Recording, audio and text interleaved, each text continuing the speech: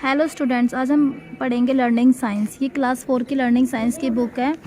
इसमें आज हम अपना चैप्टर नंबर 9 शुरू करने जा रहे हैं, animals and there young ones, यानी कि जानवर और उनके बच्चे।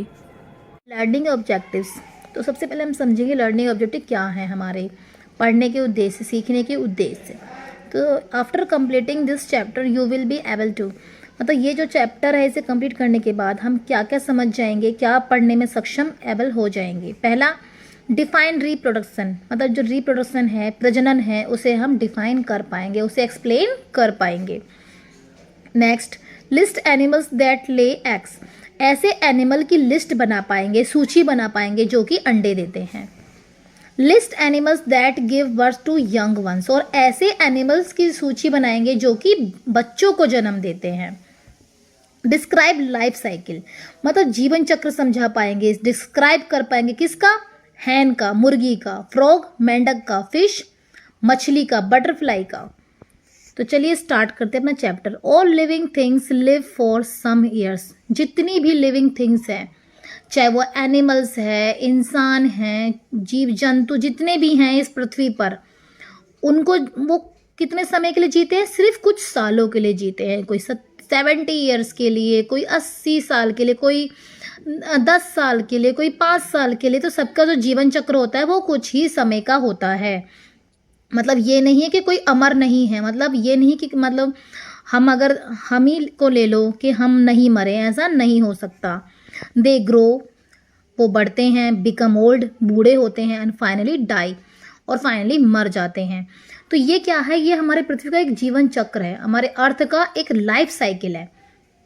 अगर मान लीजिए कोई मरेगा ही नहीं और बस जन्म लेते जाएंगे और सब बढ़ते जाएंगे, मतलब जनसंख्या, पॉपुलेशन इतनी बढ़ जाएगी कि मान लीजिए खाने के लिए सिर्फ 1 किलो चावल है और खाने वाले हो जाएंगे कम से कम 10 किलो चावल, तो लोग वैसे ही भूखे रहेंगे, कोई ढंग से जी नहीं पाएगा और ना ही कोई ढंग, मतलब क्योंकि जब कोई मरेगा ही नहीं तो कैसे कहते हैं ना, आबादी बढ़ जाएगी और हर चीज़ की हमें कमी महसूस होगी, हमें कुछ भी आसानी से नहीं मिल पाएगा, जितना ही कम होगा। और ये जो जीवन चक्र है ये ऐसे ही चलता रहता है।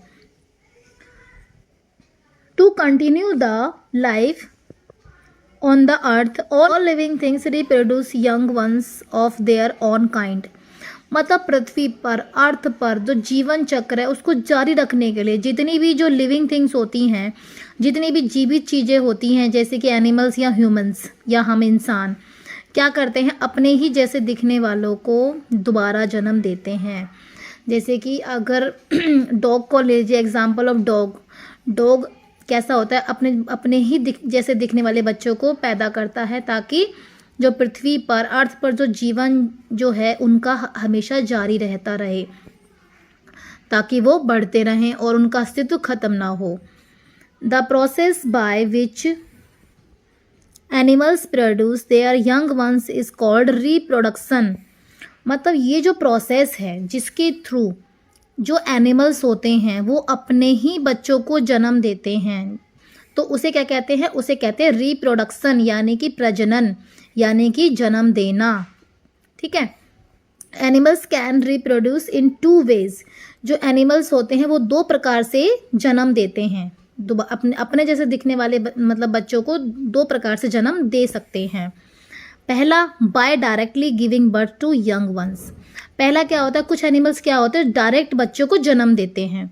सेकेंड क्या होता है, by laying eggs out of which a baby hatches after a specific period of time, कुछ एनिमल्स ऐसे होते हैं जो पहले अंडे देते हैं, फिर अंडे को हैच किया जाता है, हैच के बाद फिर एक पीरियड टाइम पे क्या होता है, उसमें से बच्चे का जन्म होता है। तो आप सभी को समझ में आया, कुछ एनिमल्स डायरेक्ट बच्चे को जन्म देते हैं और कुछ एनिमल्स बाय एग के थ्रू अपने बच्चों को जन्म देते हैं।